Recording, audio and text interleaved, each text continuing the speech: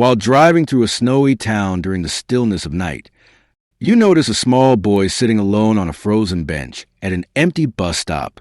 No luggage, no parents, just a crumpled note in his hand that reads, "Please take care of him." Tune into today's heart-rending true tale about a city bus driver who takes in a lost child, only to uncover a secret from his past that completely alters his world. Who is this boy? Why was he left alone in the cold? And what if this abandoned child was not a stranger at all? Before we delve deeper, please share where you're listening from. It was past 11:30 p.m. in the quiet town of Riverside, Ohio. The streets were covered in snow, and the wind whispered through the vacant intersections. Michael Harwood, an experienced city bus driver with over 2 decades of service, was concluding the last route of his day. He was eager to return home to his wife, Sarah, who always welcomed him with a hot meal and a warm smile. As he neared the final stop on the outskirts, something unusual caught his attention.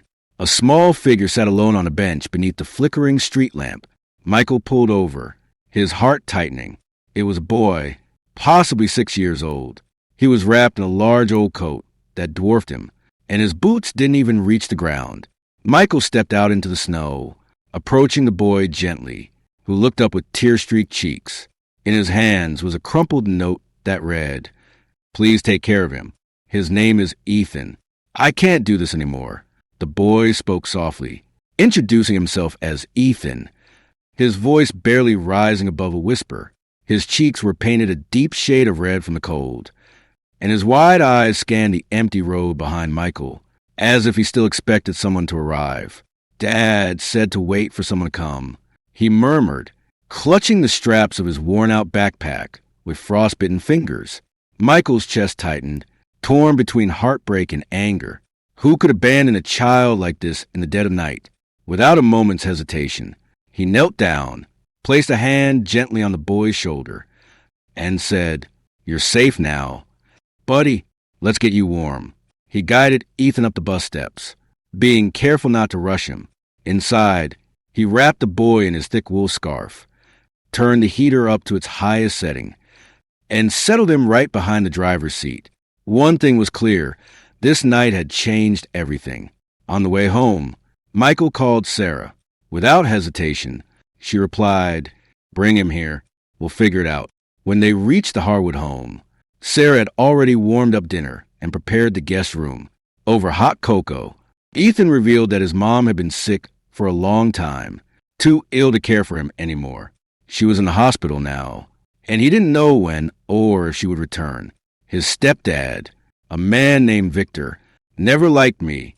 He never even tried, Ethan murmured, his eyes fixated on the depths of his cocoa mug. He said I wasn't his real kid. He said I was someone else's problem now. Then he left me at the bus stop.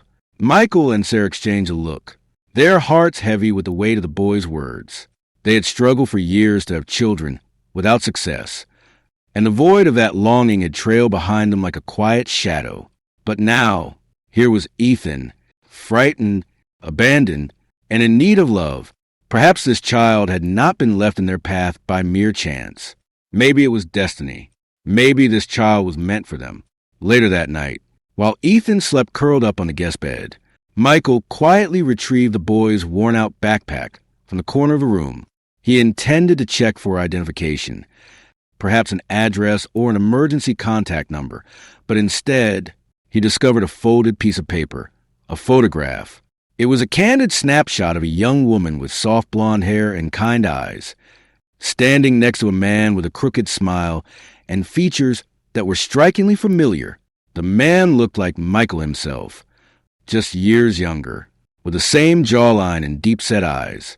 Michael's breath caught in his throat. He flipped the photo over to find neat cursive on the back.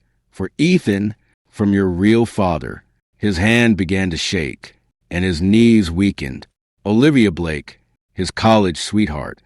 They had lost contact after a painful breakup forced by his controlling mother. Could Ethan truly be his son? It had been over 6 years since he last saw Olivia Blake.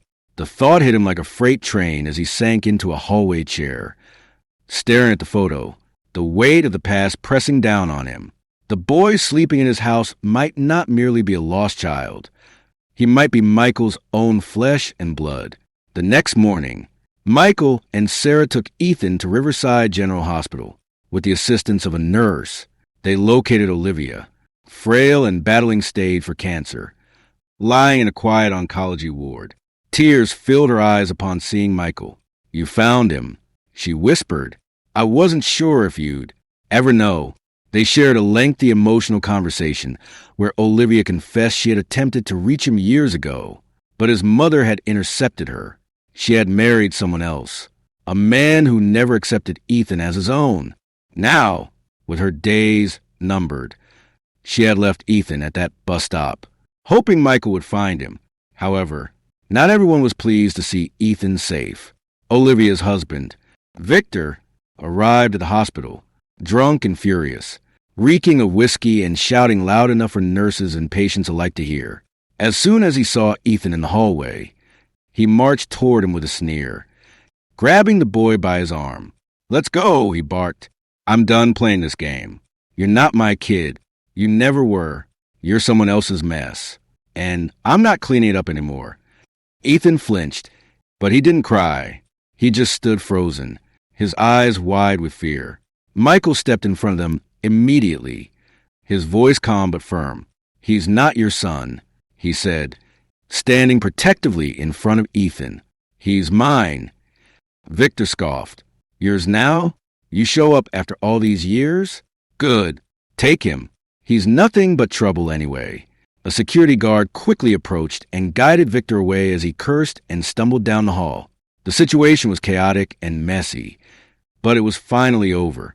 In her final days, Olivia spent as much time as possible with Ethan and Michael. Each visit seemed to fill her with a glimmer of hope, a quiet joy that pushed back the shadows of her illness. Those moments became precious rituals. With each passing day, Olivia's pale face grew more serene, knowing she had done the one thing she needed most, secured her son's future. One quiet morning, Olivia passed peacefully in her sleep. Her fingers still curled around Ethan's small hand. She had found peace at last, knowing her son would no longer be alone in the world. They buried her on a hill overlooking the river. Ethan laid white roses at her grave and whispered, "I'll make you proud, Mom." Weeks went by, and the Harwoods officially adopted Ethan, making him not just a welcome guest, but a true member of their family. The legal process took time, paperwork, interviews, background checks, but Michael and Sarah were determined. They attended every court appointment, met with social workers, and even painted Ethan's room together while waiting for final approval. When the judge finally signed the papers making the adoption official, the Harwoods celebrated with a dinner party at home for the three of them. Ethan, once quiet and withdrawn, began to flourish. Sarah taught him how to measure flour and knead dough for homemade cookies, while Michael showed him how to check the bus engine oil and read a city map. Their house, once filled with echoes of what could have been, now pulsed with joy and purpose. For the first time in a long while, everything felt right. Michael brought Ethan to meet his mother, Eleanor Harwood, the same woman who had once forced him to leave Olivia. Initially cold and skeptical, Eleanor couldn't deny the resemblance. Ethan's kindness melted her heart. "I see him in you," she told Michael, tears streaming down her face. "I was wrong." By spring, Ethan was thriving. He had friends, a bike, straight A's, and two parents who absolutely adored him. On Sundays, they visited Olivia's grave with flowers. One evening, as the sun set over Riverside, Ethan looked up at Michael and Sarah and asked, "Can I call you Mom and Dad?" Sarah knelt beside him, gently placing her hands on his shoulders. "We'd love that," she replied, her voice thick with emotion and tears glistening in her eyes. She pulled Ethan into a warm hug, holding him just a moment longer than usual, as if to communicate, "You're home now." Truly, Michael crouched to Ethan's level and took his small hand in both of his. "You've given us a second chance."